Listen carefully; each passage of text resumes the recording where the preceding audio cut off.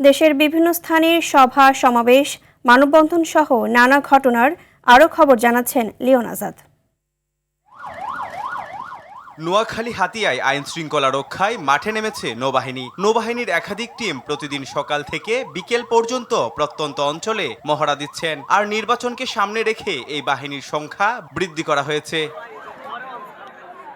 পটুয়াখালীর গলাচিপায় ইলিশ মাছের পোনাসহ ট্রাক ভর্তি ৩০ ব্যারল গুড়া মাছ জব্দ করেছে ভ্রাম্যমাণ আদালত। এ ঘটনায় মৎস্য আইনে ২ জনকে ২০,০০০ টাকা জরিমানা করা হয়েছে। আসন্ন ত্রয়োদশ জাতীয় সংসদ নির্বাচন ও গণভোট উপলক্ষে ঝালকাঠিতে সাংবাদিকদের জন্য নির্বাচনকালীন সাংবাদিকতা বিষয়ক প্রশিক্ষণ দিয়েছে বাংলাদেশ প্রেস ইনস্টিটিউট। শাহজালাল বিজ্ঞান ও প্রযুক্তি বিশ্ববিদ্যালয়ে নির্বাচন স্থগিতের প্রতিবাদে নোয়াখালীর সেনবাগে বিক্ষোভ মিছিল ও সমাবেশ করেছে ছাত্র শিবির। কুড়িগ্রামের রাজারহাট প্রেস ক্লাব ও শরীর সমাবেশের আয়োজনে ভিক্ষুক, এতিম ও প্রতিবন্ধী সহ ৮ শতাধিক ছিন্নমূল মানুষের মাঝে কম্বল বিতরণ করা হয়েছে।